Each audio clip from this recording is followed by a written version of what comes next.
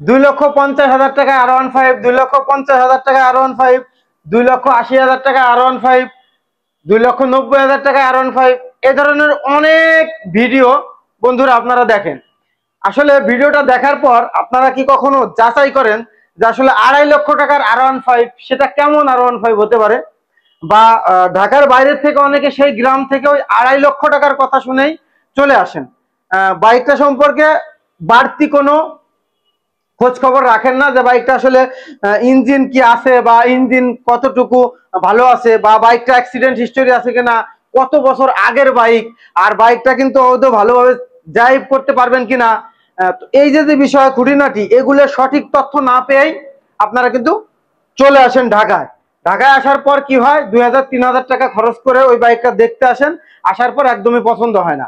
অথবা যারা না বুঝে ওই বাইকটা ওই 2.5 লক্ষ টাকা বা 2 লক্ষ বা 80,000 টাকা 3 লক্ষ টাকা কিনে নিয়ে যাচ্ছেন, নেওয়ার পর বাসা পর্যন্ত চালাই যেতে পারেন না, এরকম অনেক ফেসবুক পোস্ট আমরা দেখেছি। তো আমার কথা হচ্ছে যে আপনার বাজেট কম, আপনি কম বাজেটের মধ্যে ভিন্ন সেগমেন্টের একটা ভালো বাইক কিনুন, যে বাইকটা আপনি বাসা পর্যন্ত চালাইতে পারবেন, শান্তিতে চালাইতে পারবেন, মিস্ত্রিখানা নেওয়া লাগবে না।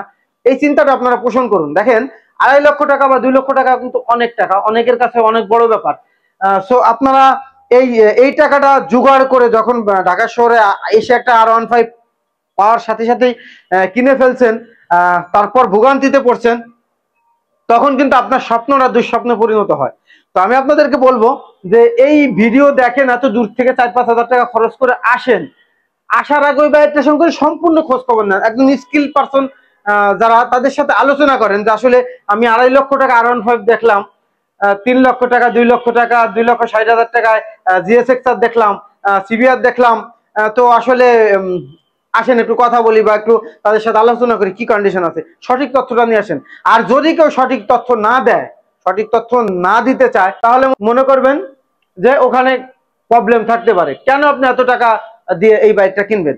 তো বন্ধুরা আসলে এত কথা বলার উদ্দেশ্য কি, নেগেটিভ নিয়েন না। আমাদের কাছে ম্যাক্সিমাম বাইক হচ্ছে খুবই ফ্রেশ মানের বাইক, যে বাইকগুলো হচ্ছে খুবই কম চলা, যে বাইকগুলো আমরা ওই অত কমে, আপনারা যেটা বিভিন্ন জায়গায় ভিডিও দেখে চলে আসেন, অত কমে আমরা দিতে পারি না। আমাদের বাইকটা একটু বেশি প্রাইস হয়, কারণ ভালো বাইকের প্রাইস একটু বেশি হবে, সেটাই স্বাভাবিক। তো অনেকে আমাদের পেজ থেকে নাম্বার নিয়ে অনেকেই ফোন দেন, আসসালামু আলাইকুম সোহান ভাই, হ্যাঁ আপনাদের R15 ভিতরে আছে, দাম কত? 4 লক্ষ টাকা। R15 ভিতরে তো পাইছি 2.5 লক্ষ টাকা, আর 2,80,000 টাকা অন্য জায়গা, 3 লক্ষ টাকা R15 পাইছি, তা আপনারা তো বেশি দাম চান কেন? এই যে যে কথাটা বলেন, তখনই আসলে আমাদের যারা ফোন রিসিভ করে তারা একটু এই বিপদটা নিয়ে একটু ইতস্ত করে, যে আসলে বাইক সম্পর্কে না বুঝে, কোন বাইকটা কেমন কি কন্ডিশন আছে সব না জেনে, সঠিক তথ্য না নিয়ে আপনারা এই যে মন্তব্য করেন, তখন আসলে দেখা যায় যে অনেক সময় কথা হয় যে ভাই আপনি বাইক দেখছেন কিনা, ভালো করে দেখছেন কিনা, ওইসব বাইক আমরা সেল করি না। এই একটু তর্ক বিতর্ক অনেক সময় হয়। তো আপনাদেরকে বলবো বন্ধুরা, দেখেন প্রাইস R15 ভিতরে আমরা 4,60,000 টাকা বিক্রি করি, 1,000-1,500 চলা গাড়ি। আবার দেখা যায় যে R15 ভিতরে 4 লক্ষ টাকা হইতে পারে, 3.5 লক্ষ টাকা হইতে পারে, এটা কন্ডিশন কোয়ালিটির উপর নির্ভর করে।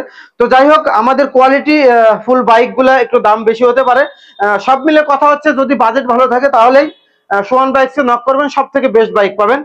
আর ওই বাইক বাসা পর্যন্ত চালাই নিতে পারবেন না, ইভেন হচ্ছে মিস্ত্রিখানায় কয়দিন পর পর যেতে হবে, ঘুরতে হবে। অসুস্থ একটা বাইক নিয়ে মনে করেন সুস্থতার চিন্তা করেও সুস্থ করতে পারবেন না। এই ধরনের বাইক আমাদের কাছে অলমোস্ট একটাও নেই, বা এই ধরনের বাইক আমরা সেল করি না। সো বন্ধুরা, ভিডিওটা অনেক দীর্ঘ হলো, তারপরে কথাগুলো কিন্তু খুবই গুরুত্বপূর্ণ ছিল।